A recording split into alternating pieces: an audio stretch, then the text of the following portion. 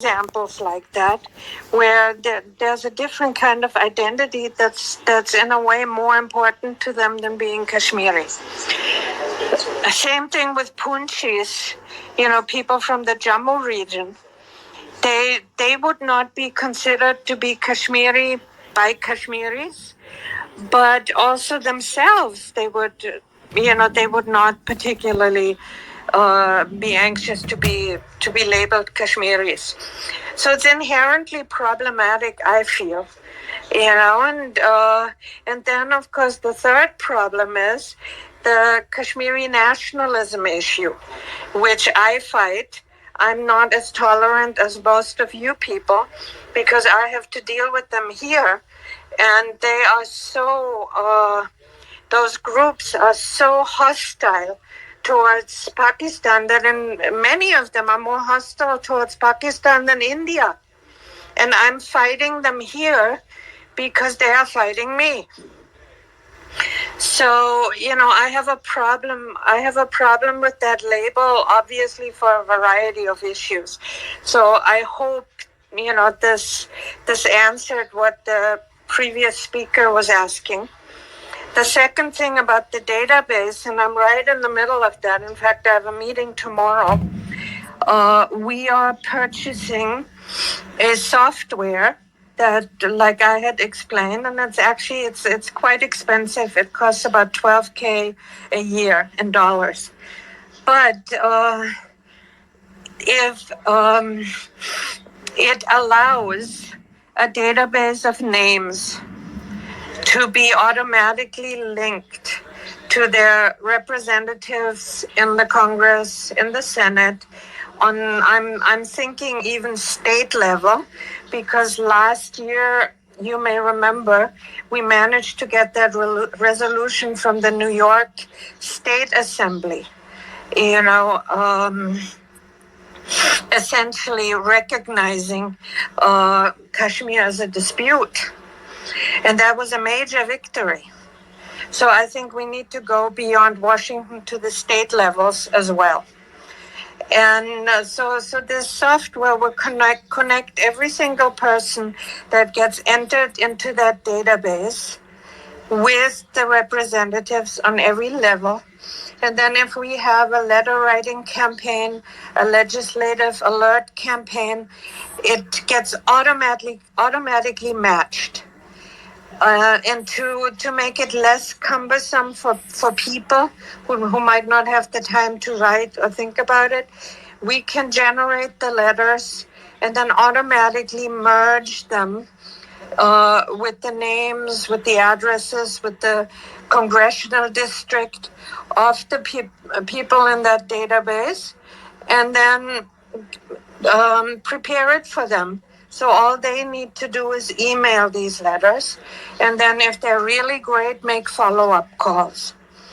So this week we're going to finalize which software program we're going to go with.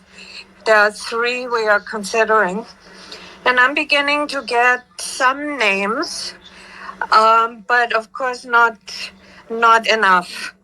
Now, I have to say I have about 40 altogether. That's ridiculous. Think if you think that, the Indians and the Kashmiri Pandits and all of them, they have everybody in these type of software programs so they can respond instantly when there's anything of concern to them. But that's what I'm working on. And, I wished everybody in these debates, everybody in other debates would kind of spread the word that we need names, addresses, and emails so we can build that database, and to explain to people what it is for, that this is not some sort of a commercial mailing list we are creating, but that it's for this, and that this is how grassroots advocacy works in the U.S. Like I said during our last debate, democracy, is a numbers game. So if a congressman gets 60 letters from our side on one of our issues versus 40 letters from the other side, he will respond to the 60 letters because he is very afraid he's going to lose that vote bank. So we have to do it. We have to constantly do it, be in their face, write the letters, make follow-up phone calls, and then also meet with them, which, of course not everybody can do. I'm more than willing to do that. I'm here. But, it's just better if you represent a body, a significant body of people. So that's what's going on with that. And I'm just, every day now trying to just focus on the practical. What can we do? What can we do? So that's what I have to say for now. And if I sound out of breath, I just got back from running. So that's it. So any questions? I'm here.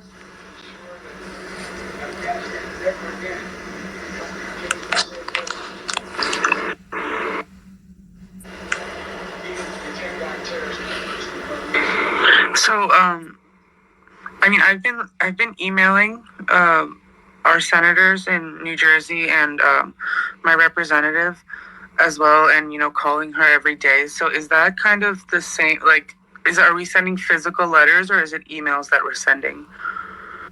I think these days, it's more emails. The emails with that's sufficient. Very.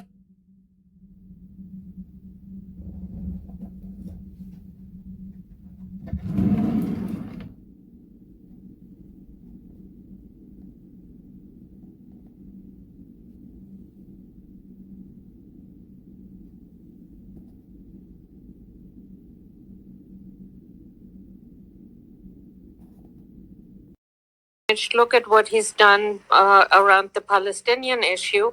He literally flew all over the place to consolidate all those voices so they could speak in unison at the UN. And he never once stops mentioning Kashmir. And he's become kind of a hardliner on that issue, which means I like him a lot now because, before I wasn't so sure. I was more army oriented. But now I kind of like him because he's become kind of a hard ass. So, but anyway, let's be happy about what is going on. That a lot is being planned. A lot of is still being done on the diplomatic level. And let me assure you, the army is behind all of this 100%. And, as somebody else said, if there are some ideological divisions, where the hell aren't they? Okay, that's just how it is. But in terms of what do Kashmiris want, we already talked about that earlier. That I lived there for 10 years. Almost all my friends were pro-merger with Pakistan, solidly Gilani followers. And then Sarai, who unfortunately passed away, was murdered. So, if somebody asked me about my own statistics of the many people I know, and worked with in the Valley, it was definitely pro-Pakistan merger. But it was already when I was there very dangerous to voice that opinion. India has been very tolerant with anybody, voicing a preference for independence because at least it's not pro-Pakistan. They can say, no, they don't want to be with Pakistan. And also, it divides. It was used to divide Kashmiris, which is why they were propping up Yasin Malik for so many years. He was their guy because the independence narrative is what suited Delhi, especially under the Congress. But now, if you were to take a secret ballot on this, you would find that the vast majority would be pro-merger Pakistan, because it is no longer a political issue in the minds of many people, most people, but because of what's happening in India, it very much has become a religious issue, a religious identity issue. It always was, but not openly. Except for the Jamaat and some groups like that. So now it's a matter of survival of the identity of Kashmiri Muslims, which is not the Kashmiri identity we were talking about earlier. It's more the survival of Muslims. So I am firmly convinced that given a choice, the vast majority of Kashmiris would select Pakistan, and independence is not a legal option. So I refuse to even talk about that. It's not on the table. So why bother, except if you want to divide Kashmiris even further. So that is my answer to that. Just one quick question on JKLF. I'm just trying to ask a question here. You know the history of Hamas and how the Israeli government tried to use that, and then Hamas came into its own. Do you think that JKLF was kind of a similar strategy by the Indian government? This is really an honest question. I mean, no, I don't know much. That's what I'm. No, I have my doubts on occasion about Makbul Bhat, because when you look into his history, and who deceived him, who was with him, who was not with him, something get somebody should research all of this a little bit more. And of course the thought of independence originated with him and the people he was close to, because before that, quite frankly, nobody had ever discussed independence except the Maharaja and Sheikh Abdullah when he got pissed off at India. So, it was completely off the table until Makbul Bhat, came into the picture. But as far as the JKLF is concerned, it's really curious how they came into being, actively involved in militancy and then actively involved with Pakistan. It was really because of the 89 elections. And Yasin Malik, was working on with the MUF and with some candidates for the MUF, which would have joined the legislature in Jammu and Kashmir if they had won. And they would have been forced to swear allegiance to the Indian Constitution. But since the elections were rigged, and Salahuddin, he was one who lost, and Yasin Malik was his poll agent. All of this was kind of the trigger for them to want to join the JKLF and militancy ultimately.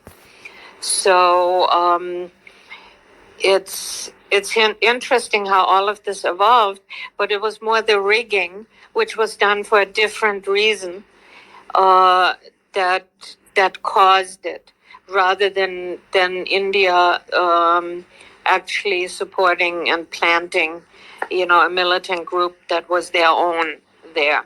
But the philosophy of independence, I think, had something to do with the drawing boards of Delhi. And living there, knowing how Yasin Malik was supported by Delhi for so long, made me always doubt how come Gilani is forever under house arrest or in jail, and anybody associated with the JKLF is not. So that was just my personal feeling. But I don't think you can compare it to Palestine. You can compare other groups, but not that. Thank you, Carin. Sayed Saab, can I add something over here if you allow me to? Sure. Sayed Saab, I was just thinking, since you're a lecturer, we were actually thinking of as to what we can do to get maximum people to know about this Kashmir issue, just like a lot of people, voice their opinion for Palestine. So we've been, trying to create more awareness amongst people. Wouldn't that be really helpful and good on your part as well, if in case you kind of preach your students about the Kashmir issue a bit more, and maybe, who knows, maybe we get an intellectual or an analyst or a scholar, would do a great, would end up being, really helpful for the Kashmiri cause. So. Oh, absolutely. Isn't it? In fact, interesting you mentioned that. Earlier this year in February, I actually had a webinar where we had a, I think you know about Muzdalfa Ahmed. I think from the UK.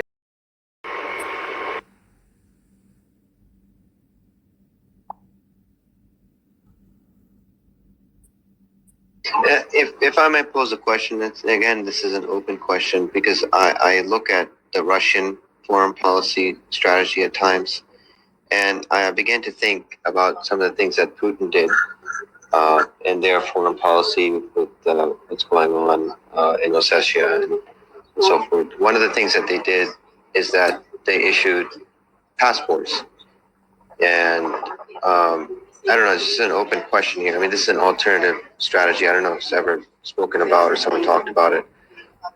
But giving Kashmiris, in occupied Kashmir, Pakistan citizenship, would that change the playing field? How would that strategy play out? I mean, we're just circling this thought here. Pakistani citizenship while they're occupied, or I did not get it. Like, how? Yeah, so I don't know if you know the Russian strategy in Abkhazia and Southern Ossetia. They issued passports, Russian passports, to the people there because they identified themselves as Russian.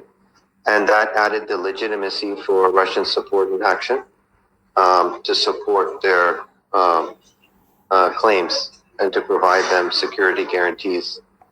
Because once it's like saying that I'm coming in to protect my citizens. Do you understand kind of the angle? Well, I do. You see, now the problem is the application and technicalities in this.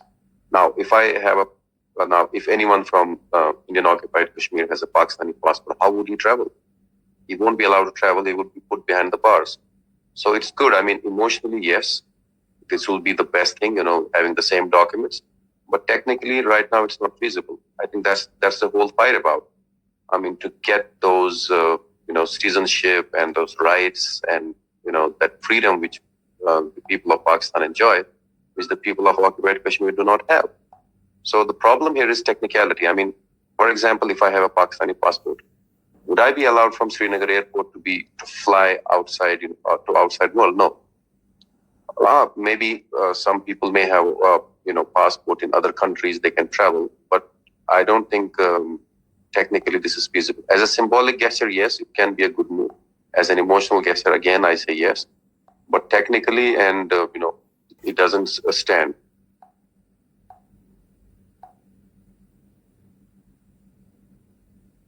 Now, Carin, I would like your thoughts on this. And I'm speaking this from a legal perspective, because as a lawyer, that was kind of one of those legal justifications that Putin and Russia is taking action to protect its citizens. And so, if you understand the angle that I'm kind of suggesting. I don't see how this would be possible under international law. In addition to, of course, what was just said, that it would really put people who had such a passport at risk. But under international law, from what I understand, passports are tied to sovereignty. And, it is disputed, and, I don't think, unfortunately, Pakistan cannot claim sovereignty over all of Kashmir. So I don't see how it could be possible. I also think generally, if Kashmiris somehow go to Pakistan, get there, it's very easy for them to become Pakistanis. And maybe some noise could be made about, that possibility. But other than symbolic, I don't see how that is a strategy at all. It would just endanger people who would want such a passport.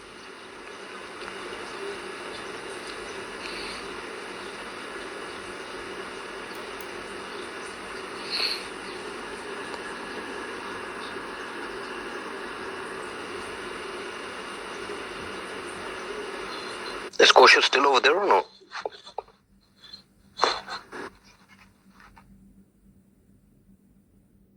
Hello. Assalamu alaikum. Walaikum assalam. Yes, Hamza bhai, do you want to add anything? Had a nap of 1 hour so.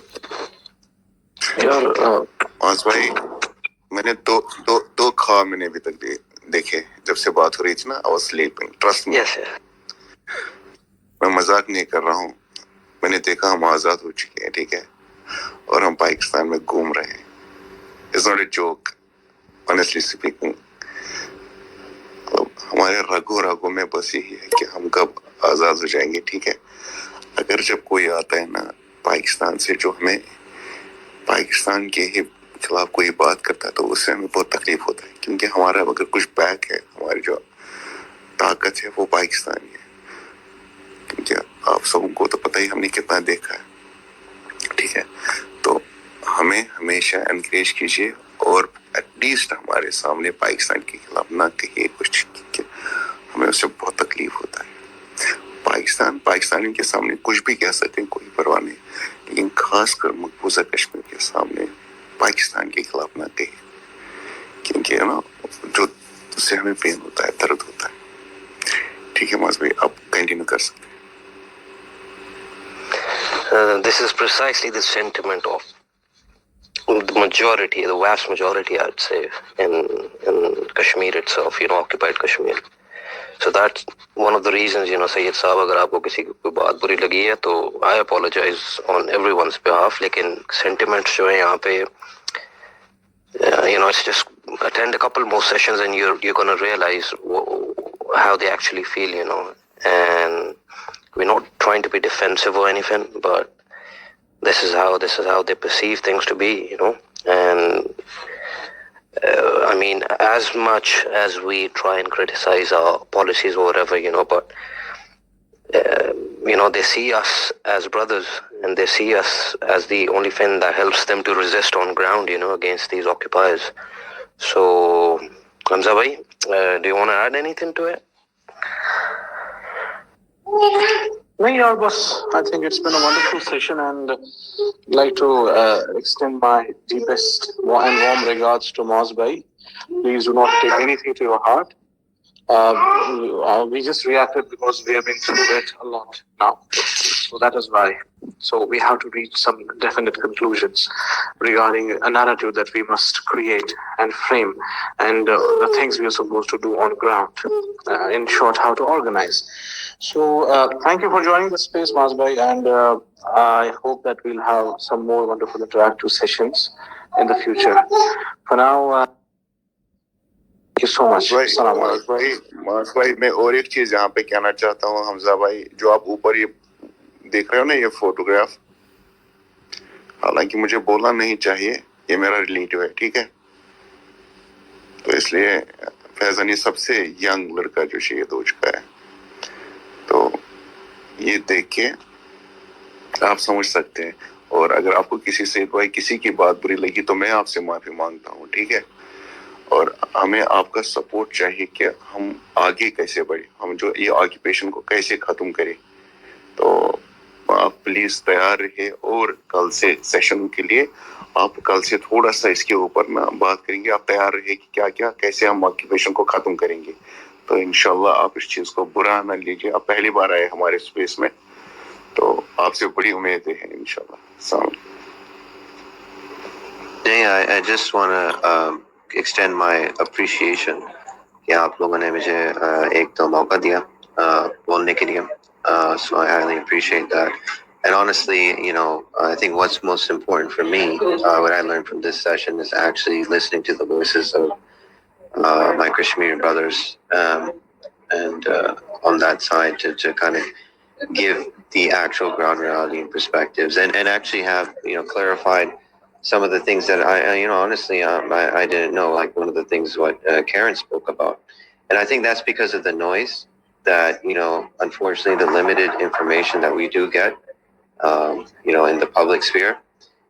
So one thing, like for example, the most of the Kashmiri population is in that with Pakistan, and and I've always felt it, but it's like you hear all this noise, and we're not don't have much in the mainstream about what actually the people on the ground. So I highly appreciate that, and I don't want what I've said and all that to be taken in wrong context. My thing is, look, it's frustrating.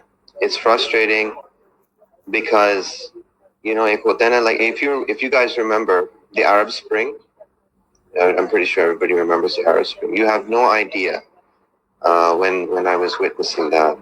I cried because I did not think that I would live to see that moment, something like that, and to see that happen in the Islamic world. There's just no words, because it's just that and that's something that inshallah we will see also one day in Kashmir. And my thing is about maximizing our resources for a strategy to achieve that goal, and where we can learn from the past to be more effective in the future. And I think that is basically what I wanted to kind of really focus in on. And it wasn't about that, that. And it's going to be a growing thing. And like someone gave an example that, the fight will go on from 1857 to 1947.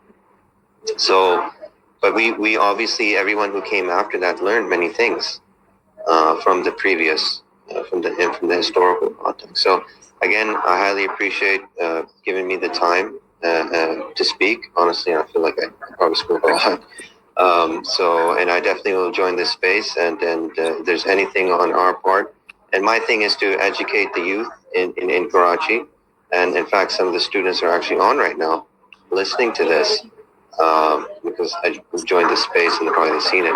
And it's really to bring them up. And I understand what Carin's saying, that we had enough webinars and all that. But one thing is for sure is that the youth of this country, they are so much caught up with different things, and that's a strategy from the social level by some people to kind of distract them from these greater goals and greater purposes for why we are here.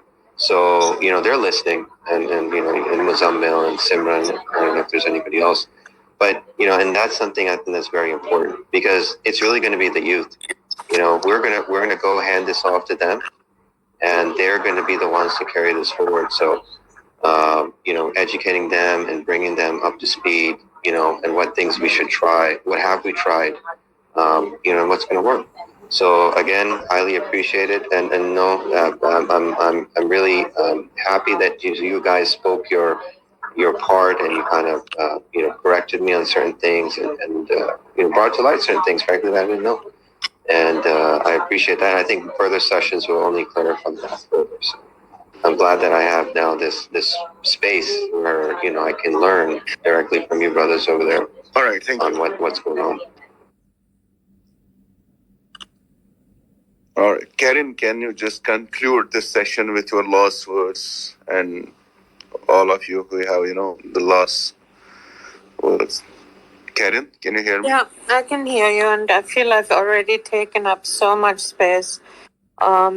But I just want to reiterate, it's obviously we have to keep each other up to date on what's happening on the ground, and sharing stories, what's awful, and that it's not subsiding. But just two things, I would like to say, let's all work on developing the new narrative, the new vocabulary about what's happening in the valley now, which goes beyond human rights violations, and it's just the total absence of any kind of, civil rights, political space, nothing. That's why there is no noise coming from the valley.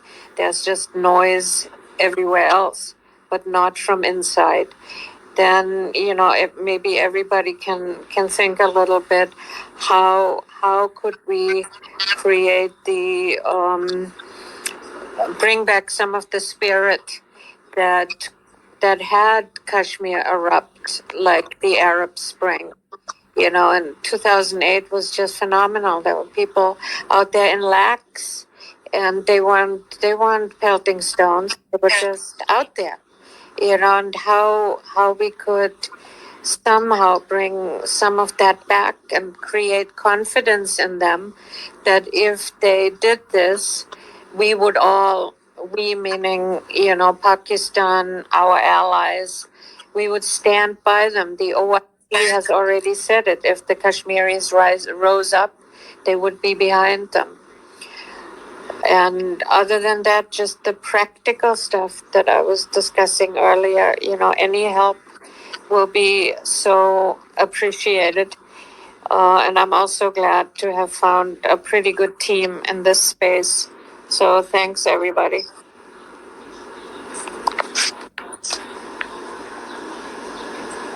Thank you so much, Carin. Thank you so much. Maz, Borak, Saad Bhai. Okay, MK Mir wants something. Please go ahead. But we are about, close the session now. Just take your few minutes and... Ji, MK Mir, please go ahead.